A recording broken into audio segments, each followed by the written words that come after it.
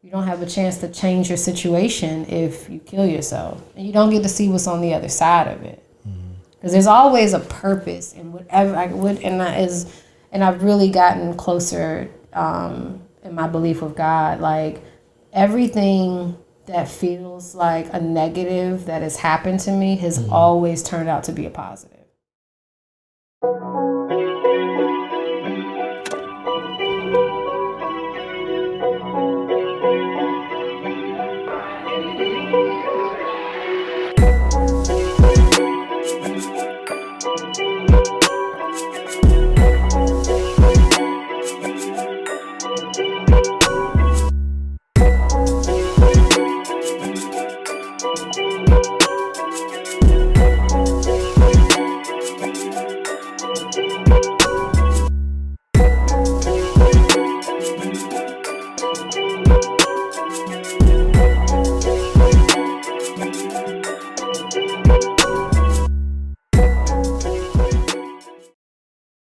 Well, I think we can talk about it because, like, at this point in my life, like, I can laugh about what happened. Shit was wild. And let's just go. Let's just do it. All right, so July 12th, 2021, I committed myself to a psych ward. I just reached like a really dark point in my life. Just convinced myself that my child, my parents, my friends, my family, everybody would be better off without me. So I planned my suicide. Not getting too deep into the details, but I was like, well, I'm gonna do it. So I got my gun, went downstairs in my basement. Thankfully, someone interceded on my behalf and stopped me. And after that point, I was like, yeah, I gotta check myself in. So the way you check yourself into, like for like a psychiatric ward, like you have to go to the emergency room. So went to the emergency room. I was there for probably like 6 hours because they have to like have like telemed come in and like evaluate you to see if you're actually fit to go to a psych ward. Like they have to tell you like, yeah, you meet the criteria, just like in any type of treatment. Like, oh, like I'm having, like if you're having a stroke and like they have to fit you, they have to diagnose you. So they're like, yep, you need to go to a psych ward. So there's a potential that someone could get denied help or treatment, or is it there's an alternative? It's a process. I think it's a process. Not psych ward, but maybe like if you don't qualify, do you get like a therapist on site? You know what I mean? Like, well, I guess you wouldn't know. Possibly. Possibly. They might be like, oh, you just need to talk. We'll just, I'm not sure what that process will be, but I think when it gets to the fact of like, yeah, I was about to take my life, they're like, oh, yeah, we're going to make sure. But I think it's just the process, the steps they need to follow to evaluate like how much of a risk are you? Like, are you just a risk to yourself? Are you a risk to yourself and others? Are you just a risk to others? Because then we're just going to lock you up. Like, know, so they just evaluated me. So I wasn't a risk to anybody else but myself. But during that 6 hour process, it was a nurse there. His name was Astor. And he, when they check you in, they put you in a green gown. They have to put you in observation. So someone has to watch you the entire time you're there. So you're basically like in a jail, like you're just being watched. You can't leave the room. They put you like in a green, basically one of those green outfit. I mean, I wasn't like during like this, but they basically something that you can't hang yourself with or can't hurt yourself with. You can only have like water. They have to take like the cups from you because they have like the metal things on top of them. You cut yourself with it. They have to take that off for you and give you the cup, and they have to watch you drink it while you're there. So you can't be by yourself whatsoever. So the young man, Astor, and I'm still trying to, Astor, if you are out there, I just want to say thank you so much. I so appreciate your kindness. But he wrote me a note. And so here is the note that he wrote me. I've kept it all these years. I will read it. All right. So it goes. I know that you said you were embarrassed, but please do not be. You are not a bother, a failure, or any less human for feeling the consequences of life's obstacles. I don't know what got you to this place, but I know what it means. I've lived it too.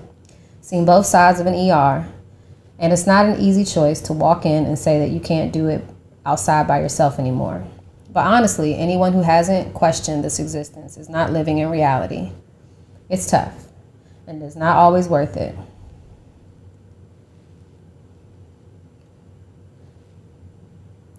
I can't promise you when things will be better, but I can assure you this is temporary. Life itself is a purgatory, but in the end, it means only what power we allow it. We will all die, and it is inevitable. But I believe there's no harm in giving life a shot first. You are already here, so might as well, right? There's a better world out there for you. I know it. But it's also a better world because of you. Keep going. If it means anything, I'm in it with you. Stay safe. Good luck, Aster.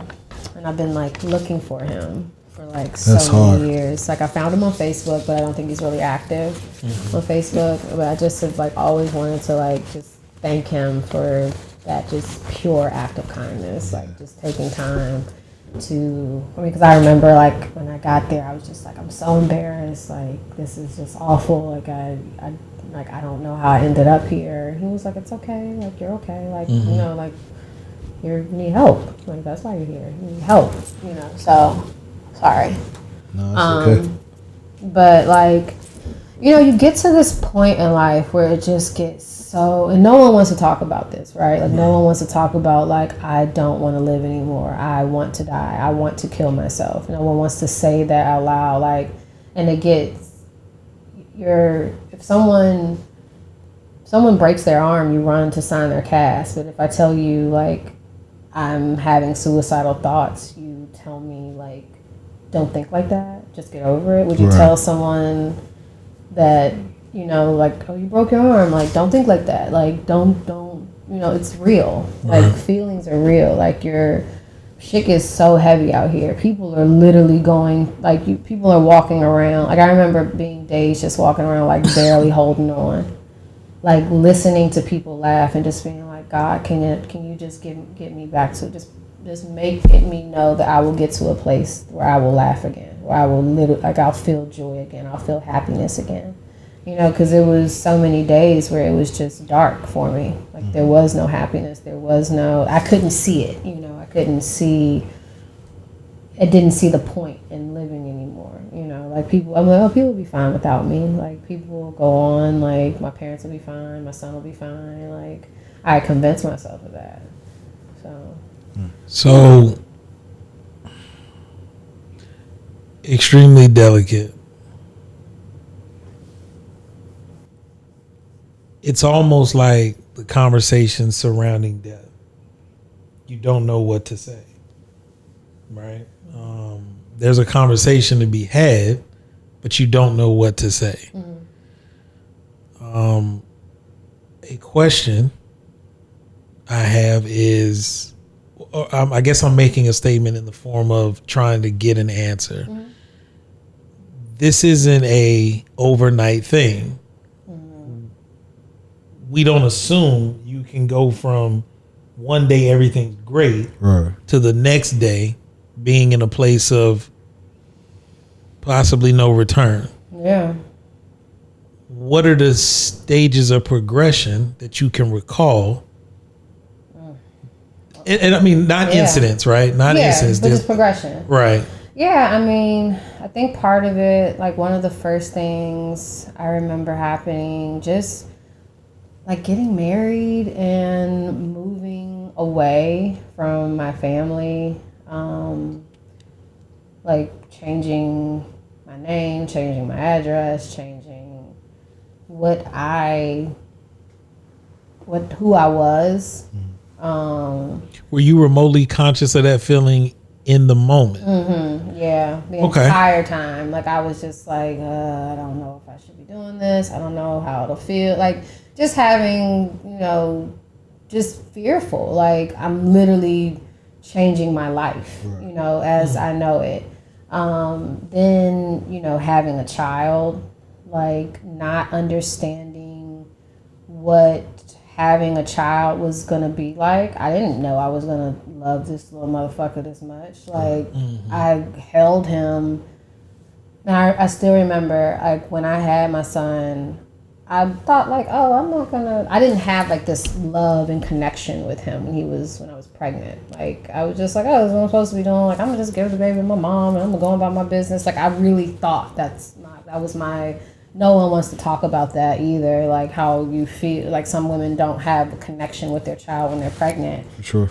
Even when they're born, some women don't have a connection with I know women that did not bond to their children. The minute I held Carter, I literally was like, what the fuck have I done?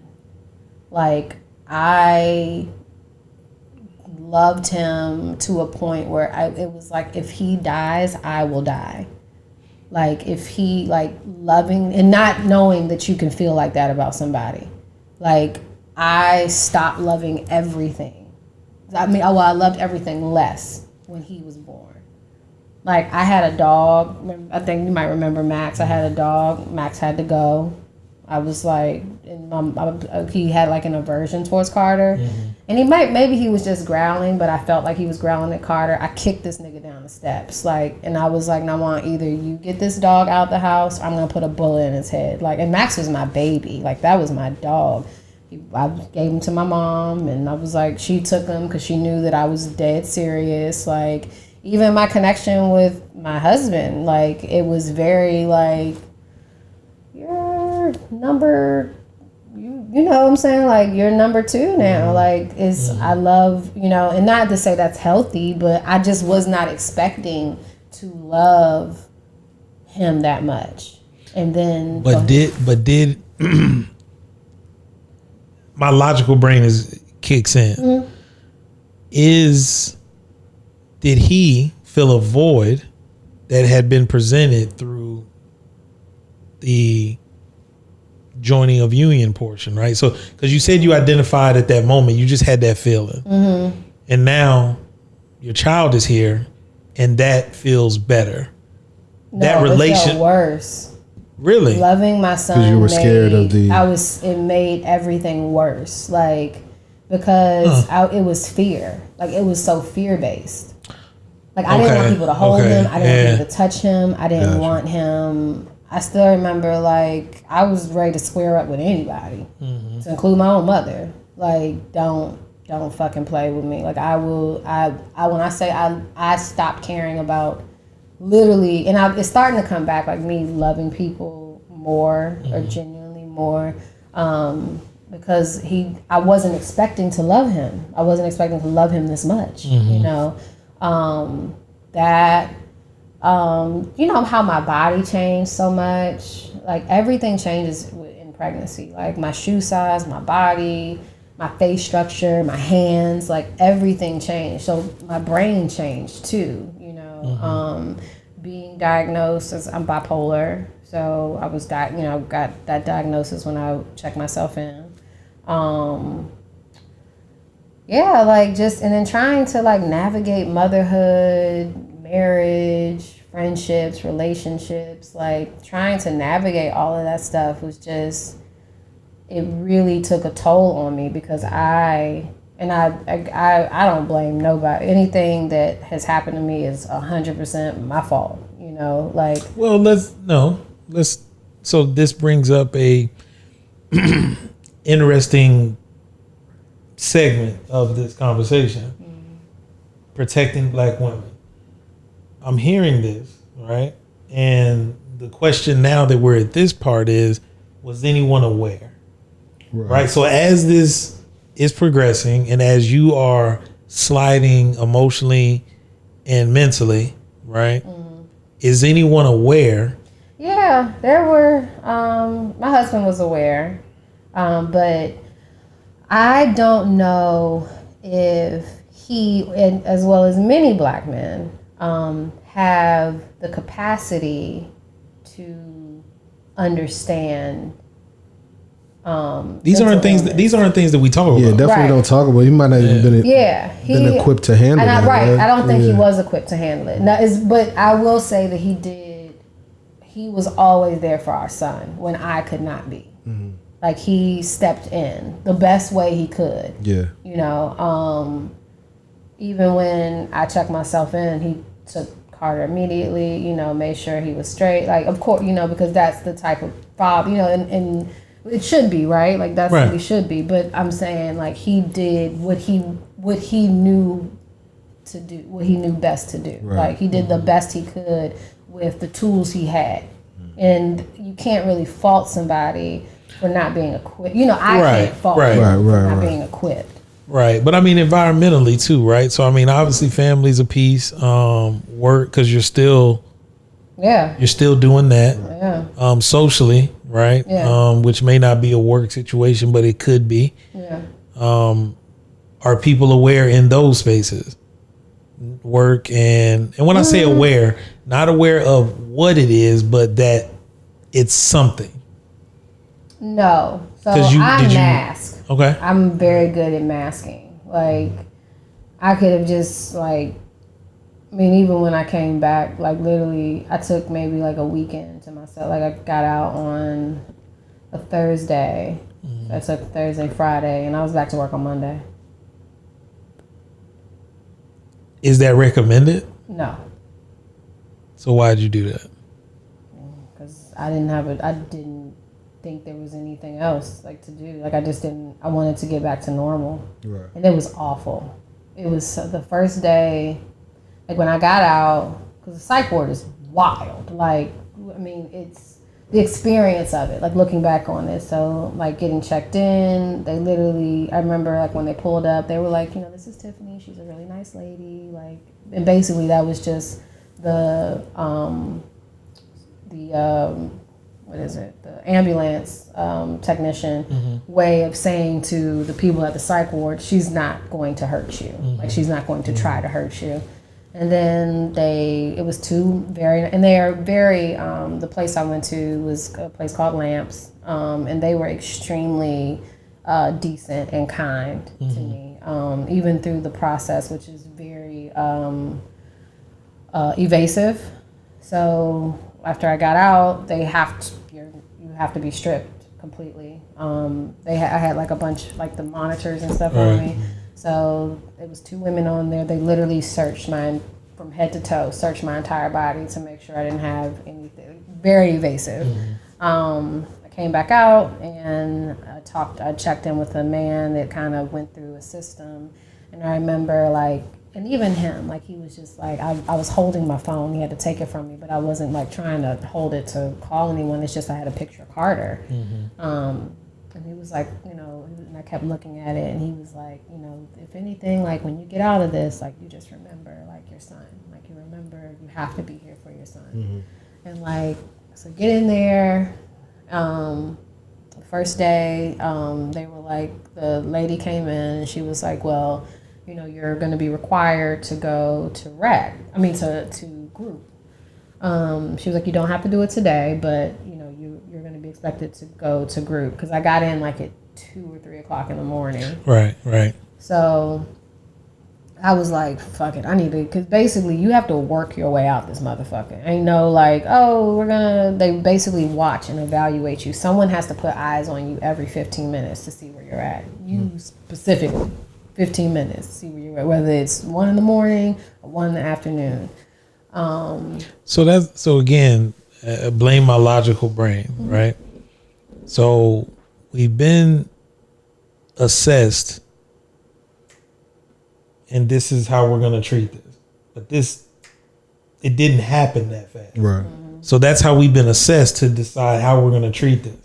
Now, as a means of getting out and returning back to your life, you have to be assessed, but it's still, relatively speaking, it's still that.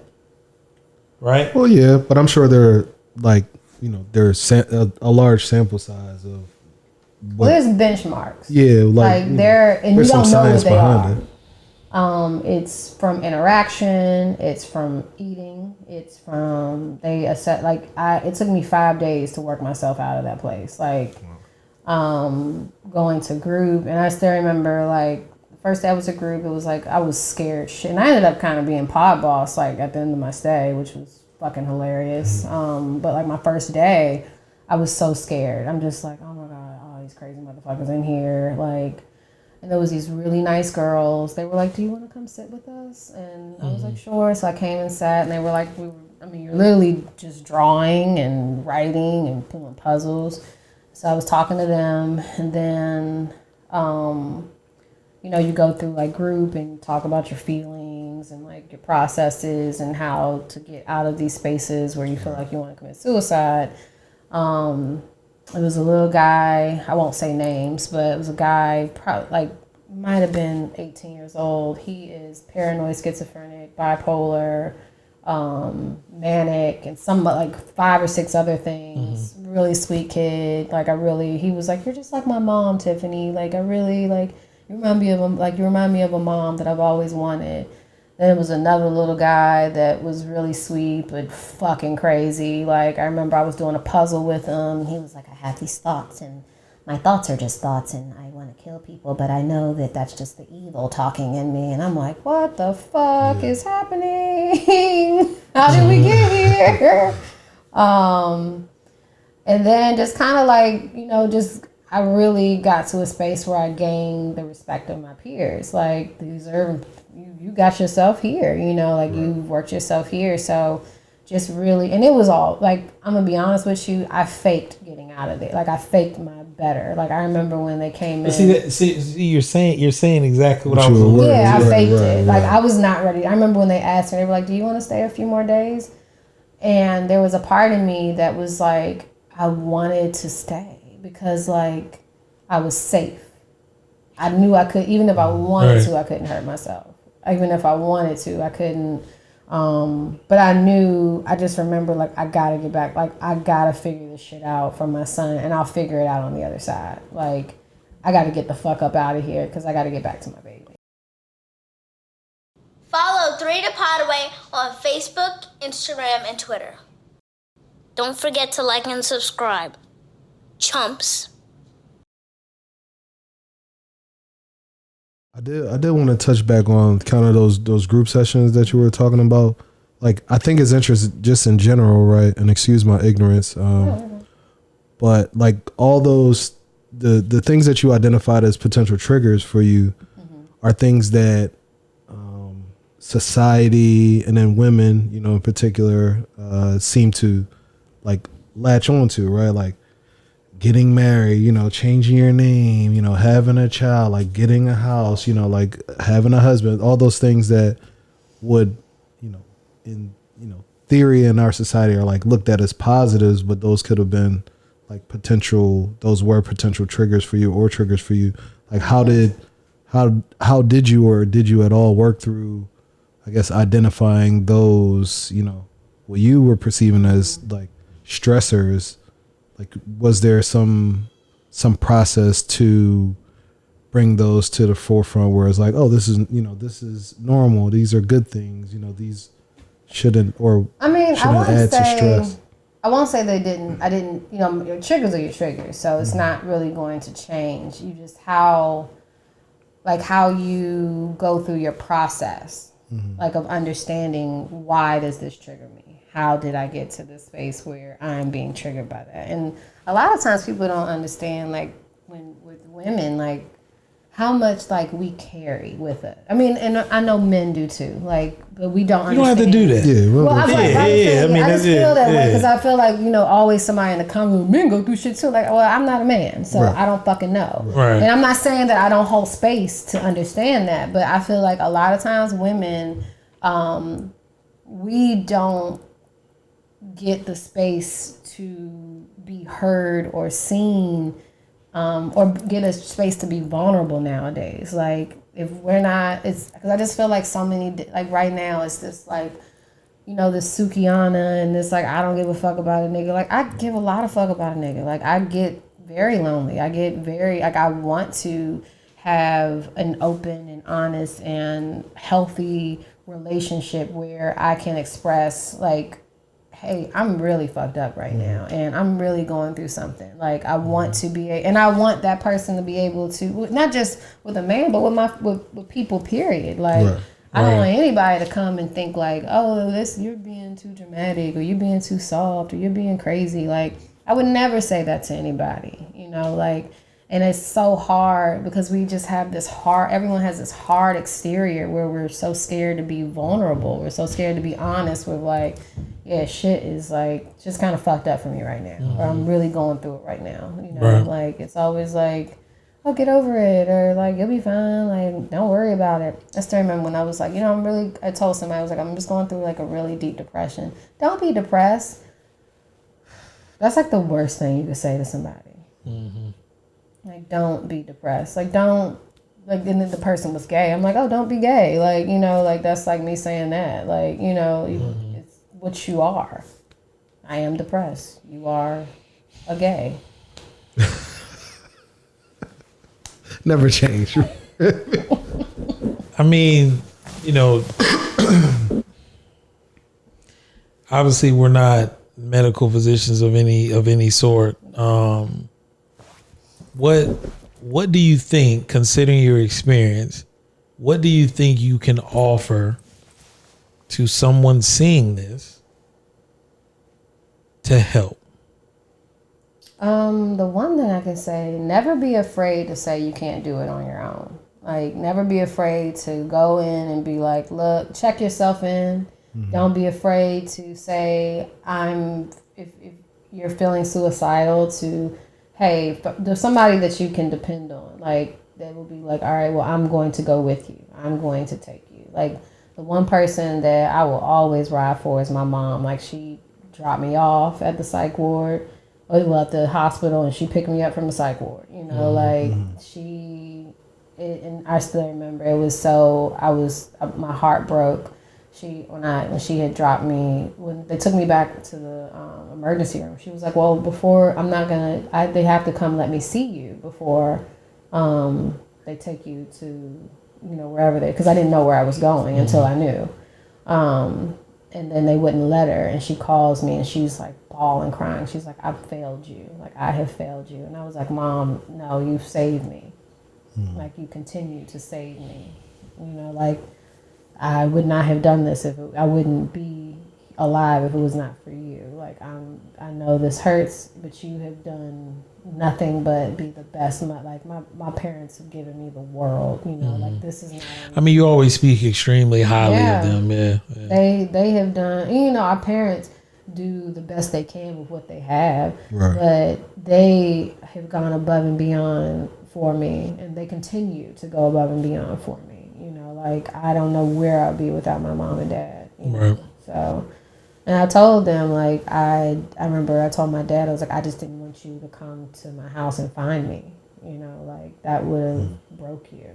You know, so, and he struggled with that for a long time, like me. He doesn't do well with like emotions and mental health and stuff like that, and he really had a long time before he could like even talk to me. I mean, not that he wasn't upset or anything, but just accepting it. Yeah, it was so sensitive for him, you know. So, not speaking for him,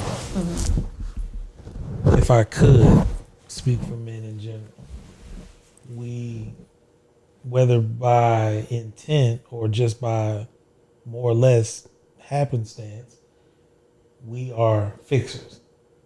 If something in our proximity isn't right, we want and lean into fixing it by all means. Yeah. The one thing that we almost none of us can handle is being helpless, because we feel like there's always something you can do, for everything. but you can't make And it's crazy. someone That's what he feel said. better. He was like, I didn't know what to do. Like, I didn't know. Like, even when even now, like I remember he told me when when you know I was having some challenges in my relationships, like I would be like, Dad, I just want to explain. He's like, let me tell you something, Tiffany. You talk to your mom about that shit. If you need me to fuck a nigga up, if you need some money, you need to come fix something, I got you. Right. All that other stuff, what do you want me to do? I don't know how. He just doesn't know how. He does not. He's a Marine, you know, 2 tours in Vietnam, Sergeant Major. Like, he does not process, and he just doesn't have that capacity, you know. Like, I'm gonna push back on that. I haven't met him personally. He does. Men with daughters, that's a different spot. it's just a different thing in you when something is going on with them that, no, you got it. You just don't know what to do with it. Right. And I think his first thing is like, I want to kill somebody. Like, I want to fuck somebody up. Like, I want to destroy whatever. Because the thought is somebody did that. Did this to my daughter. Somebody made this. Somebody made. Because when it was mine, she was fine. Right. It wasn't this way. Yeah. Right. And now that I've, in essence, kind of, right? Absolutely. There's that thought process, I'm sure, right? Yeah. Question. So going back to offering like assistance to people, like what are those steps beforehand, right? That you think in retrospect, in hindsight, man, had these 2 or 3 things taken place, then maybe I wouldn't have reached my breaking point, right? Like, I think first, did you need more? Finding a group of people, like finding a group. Now, when we say group, right? Like, cause you got your girlfriends, that you hang out with, like. Okay, yeah. Can I piggyback on that? Sure. So, like, was therapy ever in the mix? And yes. What are your thoughts on therapy? Oh, I love me some therapy. Before? Yes, like, therapy. Well, no, not as heavy as it is now. Okay. But I think therapy first, like getting a therapist that you can relate to, that can relate to you. That so before something's broken. Like I'm in therapy twice a week, whether I need it or not. Right. Something else that really has helped me personally is chiropractic care. Like if your spine isn't aligned properly, how do you think your head's going to be on straight? Everything, like every nerve in your spine is connected to something, and a lot of nerves are connected to your brain. That's something, making sure that you have a regimen, working out, having a hobby. Like I have like a checklist before, like, all right, before we go to the psych ward, if this is how we feeling, like, all right, let's do a run. So you have these in place now. Like, right. I'm gonna go get an adjustment. I'm gonna go do a run. I'm gonna walk outside. I'm gonna call like my person on my checklist. Like, hey, I'm feeling a little crazy. I need you to, let's talk through this. I'm gonna go get another adjustment. I'm gonna do a Lego. I'm gonna go hug Carter. I'm gonna go punch a kitten. I'm gonna go call my ex. Like we're gonna do some stuff, like, because like death is so final. Like, can we try something else before we do that? And I won't even tell you that you shouldn't do it. I'm not gonna tell you. If someone calls me and says like I want to commit suicide, I'm not gonna say don't do that. I'm like, do you want to try something else? Like, hey, why don't we go get some food real quick? Like, why don't we go call a friend real quick? Why don't we get out the house? Like, I will come and get you. I will get to you. But I want you to try something else, because like you don't have a chance to make it better. You don't have a chance to change your situation if you kill yourself. And you don't get to see what's on the other side of it. Because there's always a purpose in whatever and I've really gotten closer in my belief with God. Like, everything that feels like a negative that has happened to me has always turned out to be a positive. I'm like, oh, that's why I needed to go through that. That's why this needed to happen. Like, even being here, like, I want to tell this story. And I've really struggled for years to find somewhere that I felt comfortable enough, because I didn't even want to do this on my own, Instagram or my own platform. Like, I wanted to tell this story in a space that I was comfortable with, like, oh, I have a space now. Like, and I remember praying about it, like, it's like, God, I need you to tell me, like, this feels right. And it feels right. It feels right to speak about this, like, here and now, because this is a very safe and comfortable space for me. So we touch on it from time to time in our various podcast topics. And Earl just walked us into it as well. The relationships you have and what you expect from these relationships that you may or may not voice or vocalize, right? And why, this is just a ambiguous question, I guess. Why aren't we more intentional with what we want out of our interpersonal relationships? right? For some reason, the hardest people to talk to are those closest to you. For sure. Like you can almost tell a complete stranger, right? Yeah. Your most intimate thoughts and, desires and, things like that. Yeah. Whereas the person who's right there in front of you, for some reason, right? We can't just say, hey, this is what I want from you. Even down to like, if we're friends, right? Hey, listen, like imagine this, right? And I'm being very serious about this, right? Imagine this. Hey, I need you to be the bright light for me.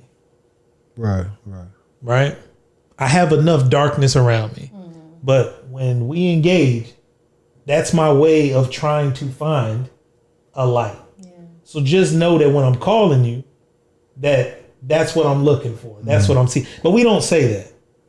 Right? That conversation rarely, if ever, happens. What'll happen is you'll reach for it and it won't be there. And then you'll turn away from it. Yeah. And then it's you know what I'm saying? So I guess that's a question for the room, right? Because this is helpful to be introspective in this moment to perhaps even check your own mental health, because it might not even be something that we thought about, right? Because maybe we don't have the most vivid signs of perhaps having those moments, but having this conversation, maybe you check it like, well, wait a minute. Yeah. Maybe I did stay in bed for like 2 or 3 days. You know what I'm saying? Or maybe like even things that you hear too, like not hygiene. Right? You don't, right? Is that part of it too, right? Yeah. Like your hygiene doesn't become, it's not as much of a priority to you. Yeah, like I wasn't doing my hair. I was clean enough. Like I wasn't smelling, but I was not working out. I was not eating properly. I was not drinking water properly. Wasn't doing just basic, dental hygiene. I wasn't doing the things that I was supposed to do to take care of myself in that time, So let me ask this. Do you think you would have been receptive to being, and when I say challenge, someone's noticing this and they want to help? Yes. Do you think in that time, if somebody would have sat back and then just as bluntly as they could have just been like, you got something going on. Yeah, I had. You're going to talk about this. Yeah. Is that the approach? I guess I'm asking. Is that the approach? It can be. It depends on who's receiving it, right? Like for me, I would have welcomed that. Like, I'm going to help you. You're going to get this help, and I'm going to give it to you. But you presented very put together, right? But you would have had to pay very close attention. Like. My mom can tell just how I say hello. She'd be like, "What's wrong?" And I'd be like, "Mom, I'm fine. Don't lie to me. You're not fine. So you better tell me what's going on, or I'm coming over there." Like that's kind of how she is now after that incident that happened. And I have to tell her like right off the bat, like, "Mom, I'm having a challenging day at work. That's it." Like she's like, "All right, don't make me fuck somebody up." Like that's kind of how she goes. But for friends, because I mask so well, you would not be able to tell. You just wouldn't. See, and that's the scary part, the not being able to tell part, right? As much as we're around people, because you just hear too often. In these situations where someone has taken it, unfortunately, to the right. What's the gentleman, the dancer's name? The guy that Ellen's guy, whatever. Right. And people are like, I was just with him. He seemed so happy. He or she was. He was just doing some dances with his kids and his wife, and you like, wait, what? Like, where did the change happen? Yeah, like where? How did he get to that point where he just leaves his house, goes to a hotel, and shoots himself in the head? Right. And that's the scary part. Selfishly, let's say that selfishly, that's the scary part in it, is that as observant, as in touch, as in tune as I think I could be, and am willing to be, I still could potentially miss it. We all can. Yeah, because like, who closer than your spouse or right. your mom? Or, yeah, exactly. I think it's easy because like people that I don't want this for nobody. Like I don't want anybody to even. There's been points where, and even now I'll mask. Like I'll be having the roughest day ever, and I'll just be like, nope, I'm just gonna push through it. I'll just get through it, and then I'll go home and be like, I welcome sleep. Like it's just like, okay, I could just have a few hours where I don't have. I think that's universal. Like yeah. But is that enough to like recharge? Or no, not always. And do you think the pushing through is adding to the? Yeah, you know what I mean. Yeah, so, the pushing through just adds to the. You just keep piling the shit on. So again, I'm gonna always I'm trying to get back to how do we offer assistance to others, right? Like what else can you do? Yeah. I mean, outside I think the onus is really on us, like the people that are going through it. It comes a point. But there's enough. It's already a lot of pressure. Yeah, I'm hearing that too. I get it. How would you shoulder that too? But this is how I feel. The onus is someone who deals with mental health. The onus is on me. It is my mental health. It is my brain. It is my being. It is my quality of life. Like I push people that need to ask for help to ask for help. And help, if you have hopefully you have people around you that will help. And if you don't have people around you, go to a hospital. Go check yourself in. It is your responsibility at a certain point. Just like when you become of age, like when you're 18, it is your responsibility to figure your shit out. And that's why I say everything in life that happens to you is your fucking fault. If you decide to not, and this might sound insensitive, but I'm just having a real motherfucking moment. If I decided to kill myself, that was on me. That was my choice. Just like I could choose, just like I did not choose that and I chose to live and I chose to figure it out, you can choose to be okay. I tell my son all the time, listen more than you talk. Happiness is a choice and you can do hard things. You can choose these things. You can choose to be a good person. You can choose to live a life and choose to be healthy. You can choose happiness. Just like you can choose to be depressed. It's a choice. It's a choice at a certain point. I'm not saying it's an easy choice to make. I'm not saying it's an easy choice to get out, peel yourself out of bed. Right. But I choose it every goddamn day and I do it. It's my choice. So take your power back. By taking your power back is you taking your choices back. And then in turn, you'll start to take your mind back. And fake it till you motherfucking make it. But also, in those choices, you choose to go to therapy. You choose to go to therapy. You choose to take the medication. Those are the things that help you. Those are the things. Like in those choices too. I'm not saying like you're just gonna wake up and choose happiness, but choose to be healthier. To help yourself. Yeah, choose to help yourself. Like you can't just put it like, well, all day, like, because then you're left with this survivor's guilt. Like I should have saw it. No, they should have did something. Some of it is on them. Some of it's on me. I'm saying for me personally, it's on me. And rest in peace to anybody that's, succumbed to, and I don't say committed suicide because that's like an act of, like, it's like when you commit a crime, but chosen to die by suicide. I get it. I get how dark it can get out here. But that was the choice. And as hard as that may sound, it was a choice. And you could have chose something different. Follow 3 to Podaway on Facebook, Instagram, and Twitter. Don't forget to like and subscribe. Chumps. So, also, something that again, we're just kind of flowing through this conversation. When I look at you two, right?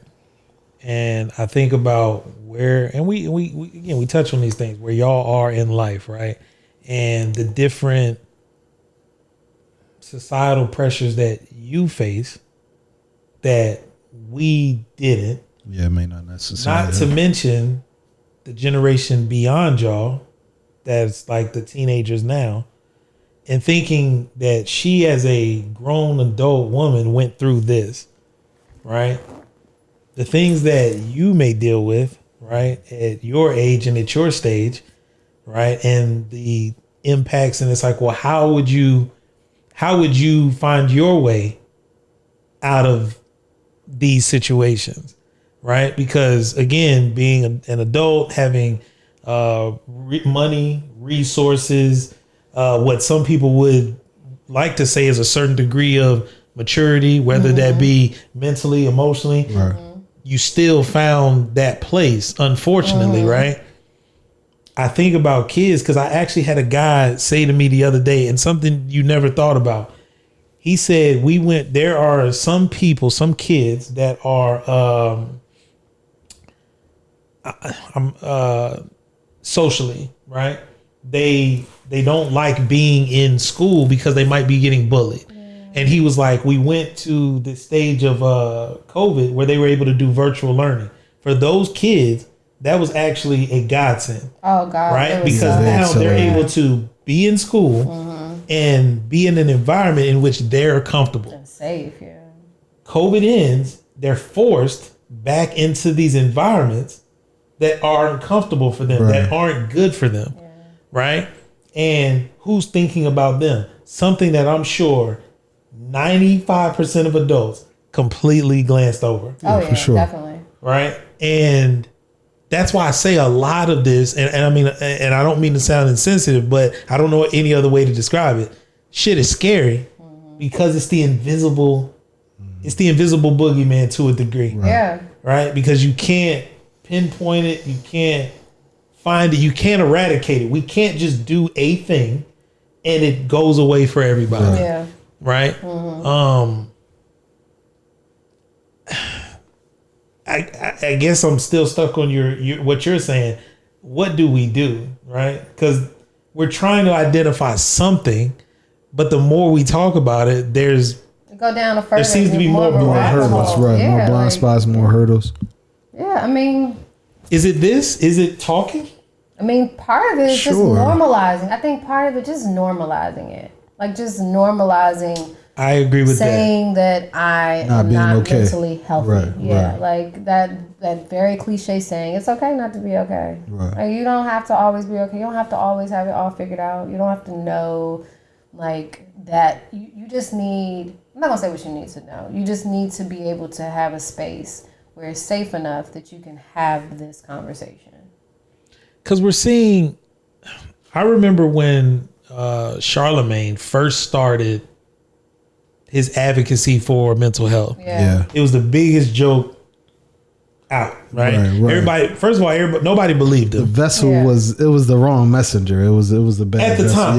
Because and I'm not saying he was the only one, but at that stage, his place in culture, he was probably one of the most notable that started that conversation. And we've seen it grow, and we've seen different people come into that space. Now there's a danger. It's almost become like trendy. It's trendy. There we go. It's become trendy. Yeah, it is trendy. Like it's like a buzzword. Like, oh, I'm depressed. Like depression. I'm depressed. Right. Like if I talk to one more person and they ask like, "Are you healed?" Right. Like, what does that mean? Right. Like people were just saying it. Like I want someone. You go to therapy and it's like, well, right. You know. Yeah. I still remember it was a guy that I had met, and I had asked him, I was like, you know, like you should talk to someone. And he was just like, I've never had a woman say that I should talk to someone. I'm just like, yeah, just from talking to you, like it would be okay. Like it would make sense. Like, because like just his thought process, like how he felt about himself, how he deals with women, like all of it. I was just like, you definitely should talk to somebody. You know, like making it okay to be like, hey, I think you need some help. Just like saying like, hey, I think you need some help. And I can't give you that help. Like I'm not equipped for that. I can point you in the direction. I've recommended for some people when they've called me, like for some reason people always will call me. I've had probably like 6 or 7 people call me that were suicidal, like for help. Not knowing my situation. Because one thing I always tell people, like, I once you tell me that, I'm going to be involved now. Like, I'm going to help you through this. Like, it was one girl who actually, she had just taken a bunch of pills. And I went to her house and called her mom. The ambulance came. She ended up going to the hospital. They held her for 72 hours. And then she didn't call me the second time she tried to commit suicide. But she did check herself in at that point. And she was in a 30-day program. Another girl was getting ready to like literally kill her husband. Maybe not kill, but she was at a point where she wanted to end her life, and her child was in the house. You know, her husband wasn't being helpful.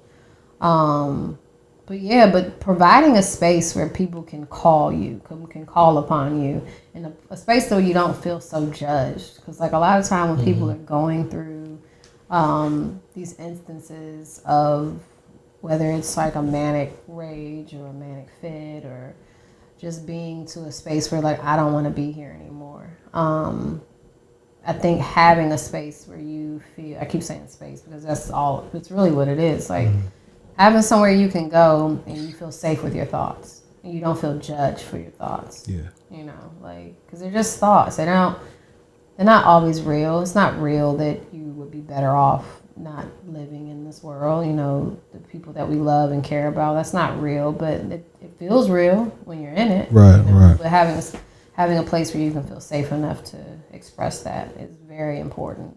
But I think you actually provided an answer to something that you alluded to earlier, which is without you going through that experience, and now these individuals are in a place where they need to find someone. You being that someone, or that person, you right, offer, whether they know it or not. Yeah, you offer a completely different level of understanding, and perspective that someone I might not get offer, your situation or what got you there or what your story is. I get not wanting to be here no more. I get waking up like and being like, I woke up again. Like, why didn't I just die in my sleep? I get that. That's hard. I get peeling yourself out of bed. I get forcing yourself to eat or forcing yourself to shower. Like, I get it. I understand it. So let me ask you this, because now this is jumping out. So you hear professional athletes as it relates to their mental motivations, right?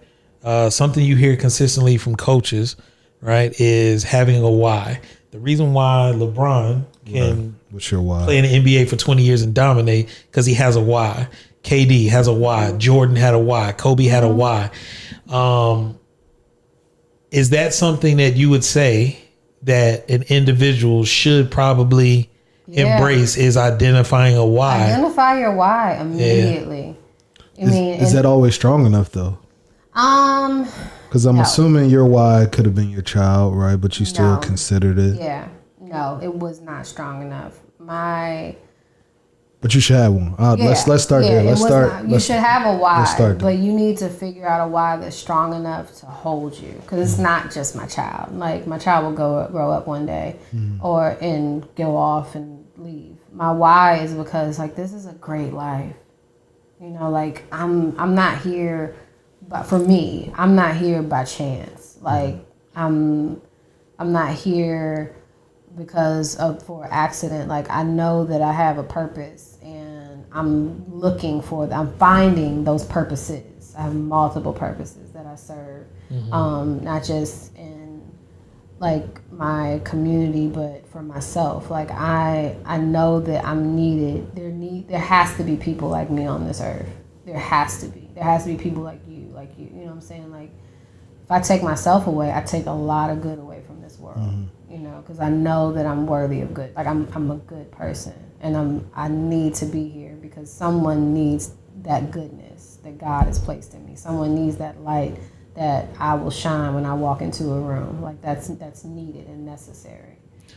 I will tell you, me personally, one of the most impactful epiphanies that I've ever come to in my life, right, is as plainly, I guess, as I can say it, none of this surface level shit matters. For sure. It literally holds zero value. Yeah. What matters is the impact. And people, again, we say this like tongue in cheek almost, as though it's not a real thing. It's the impact that you levy upon people. Yeah. That could be the briefest of interactions. It could be second and third hand. For sure. But your impact on people reverberates throughout the universe. Yeah. I am a big advocate for, I don't know if I necessarily believe in karma, but I do believe in the energy that you put out will find you. Oh, immediately. Yeah. And I'm a big advocate. I'm a big believer in karma. And I always tell people, like, even when someone's like nasty to me or rude to me, like, you don't always have to give somebody what they deserve. They're going to get it. You just don't have to be the one to give it to them. You know, like, I mean, I meet people with the same grace that I would want someone to meet my child with. You know, I would want someone to meet someone that I love with. That's powerful. Husband with. Like, I would, because we all need some grace. And absolutely. After, and I literally, I mean, I leave people better than I found them or just the same. Like, that's my motto. You know, I try my best not to do harm intentionally. You know, I'll make a joke if I see something wild, but I'm not going to go out of my way to be hurtful to someone. Right. You know, I still remember I had just gotten out the psych ward, and my mom took me, and she got my hands and feet done, and there was this girl, and she looked so pretty.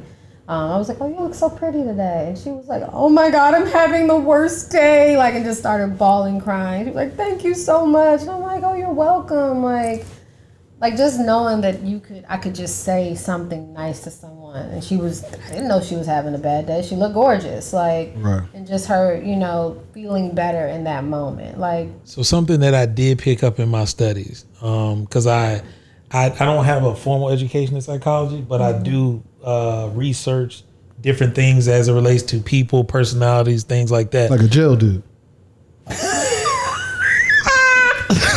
No, go ahead. Nick, go ahead. He's gonna quit. He's going to quit. We're trying to have a serious conversation. Go ahead. For those that know me, you know I have something to say. It's not appropriate. I'll say it. I'll tell you when this is over. Text me.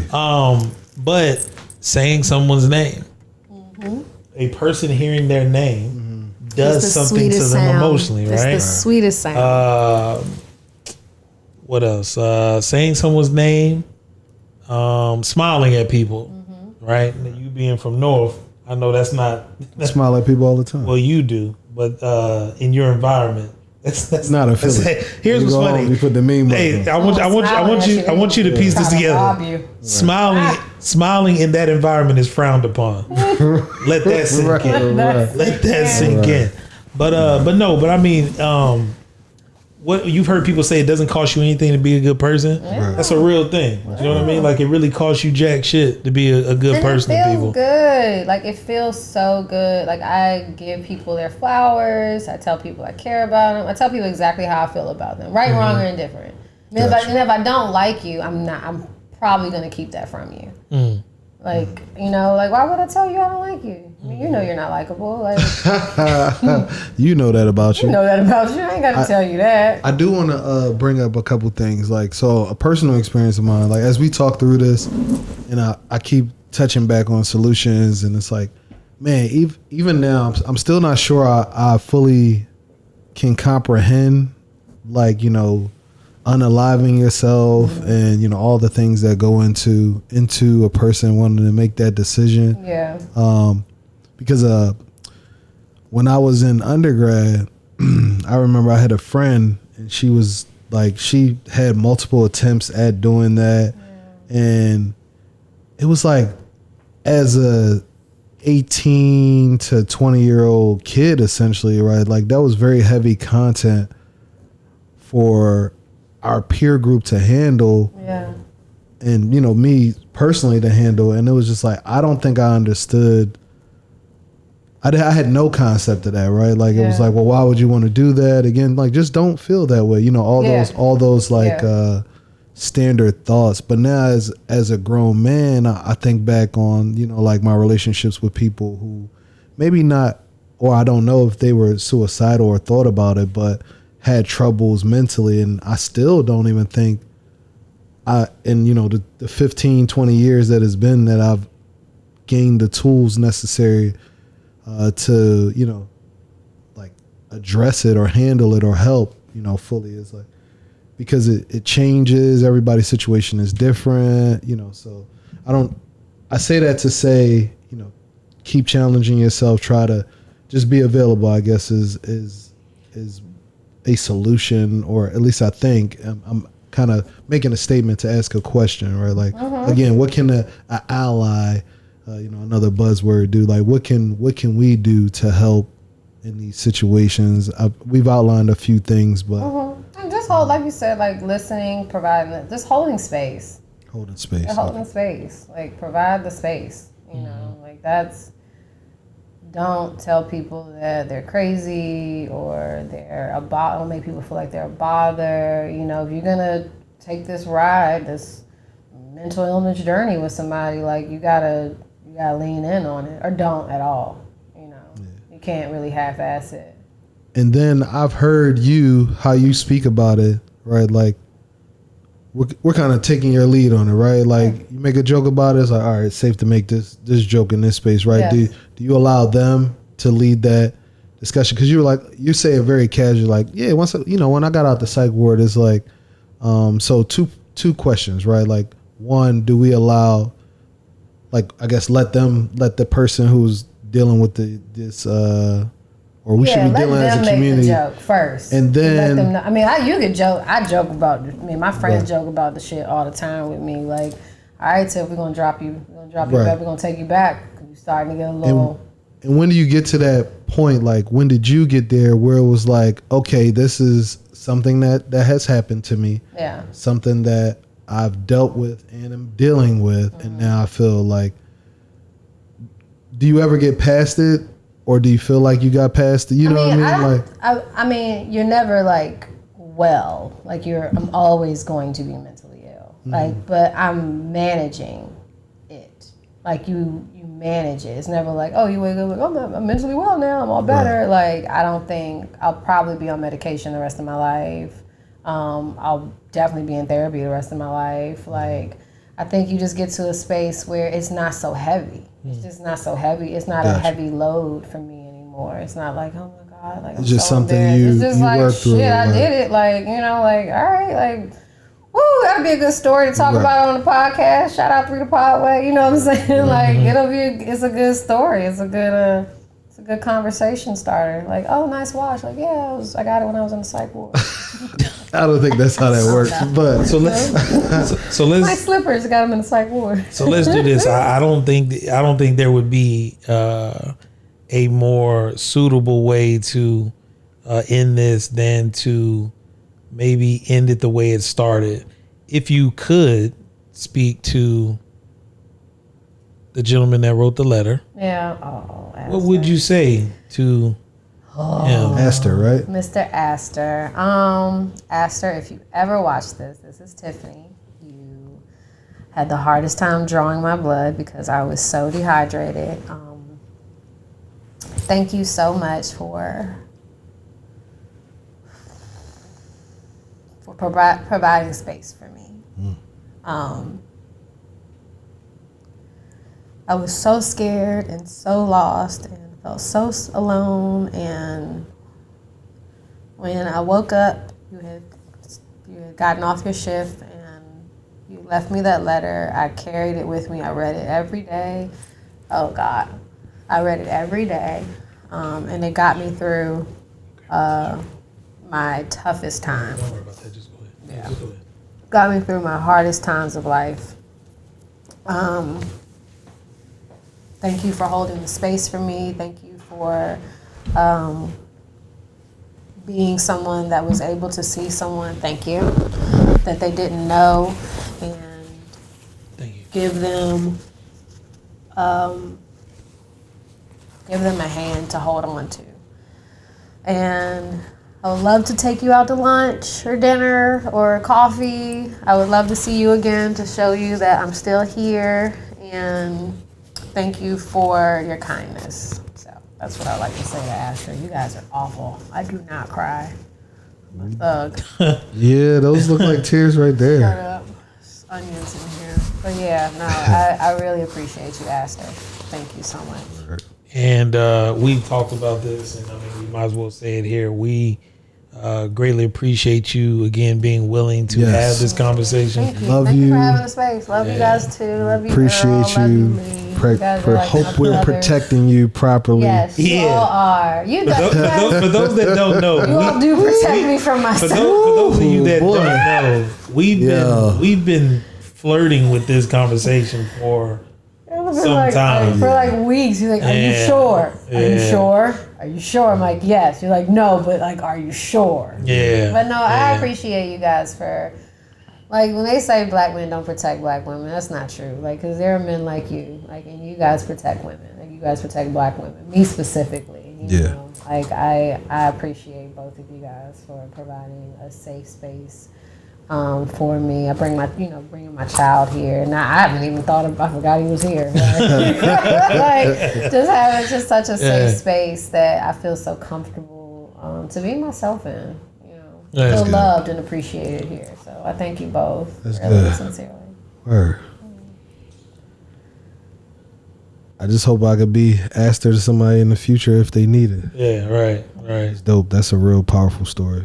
So if you have anything from, and again, we're not asking for anyone's medical history, but if anyone has a story that they'd like to share, comment that you'd like to make, are you comfortable with people leaving comments? Yeah, perhaps please. Leaving messages or things like that. Leave comments. Send me your email. I'll reach out to you. Yeah, if you don't feel comfortable sharing it publicly, obviously our DMs are always open, and we'd love the dialogue. Any resources that you could provide, absolutely, we'll gladly accept that. Some resources below.